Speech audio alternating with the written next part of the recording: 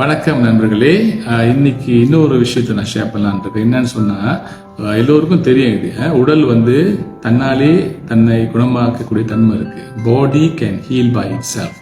அப்படின்னா உடல் எந்த ஒரு ப்ராப்ளம் வந்தாலும் உடம்புக்கு அந்த உடம்புல உள்ள சக்திகளை கொண்டு ஆற்றலை கொண்டு நம்ம உடம்ப தன்னால குணமாக்குற தன்மை இருக்கு இயற்கையாகவே. ஆனால் இப்போ உள்ள காலகட்டத்தில் நம்ம வேக்சின் ஊசி போட்டிருக்கோம்.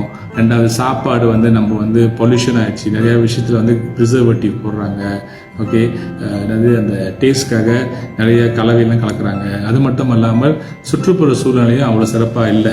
காற்று தூய்மை கேடு, தண்ணீர் தூய்மை கேடு, இந்த மாதிரி எல்லா வகையிலுமே மாசுபட்டிருக்கனால நம்ம உடல்ல உள்ள தன்மை, அந்த இயற்கை தன்மை ரொம்ப பாதிக்கப்பட்டு குறைவாயிருச்சு. நோய் எதிர்ப்பு சக்தி நம்மளே சொந்தமாக ஃபைட் பண்ணி உடம்பு குணமாக்குற தன்மை ரொம்ப குறைஞ்சிருச்சு. அதனால தான் நீங்க பார்த்தீங்கன்னா நோய்கள் நிறைய வருது. நம்ம பார்க்கலாம், நம்ம சுற்றி நடந்துகிட்டு இருக்கு.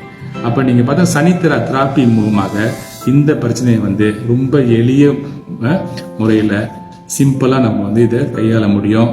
அதனால சனித்திரா தெராப்பிக்காக உங்களுக்கு ஏதாவது விஷயம் வேணுமா, ஆலோசனை வேணுமா, எங்களை தொடர்பு கொள்ளுங்க. நன்றி, வணக்கம்.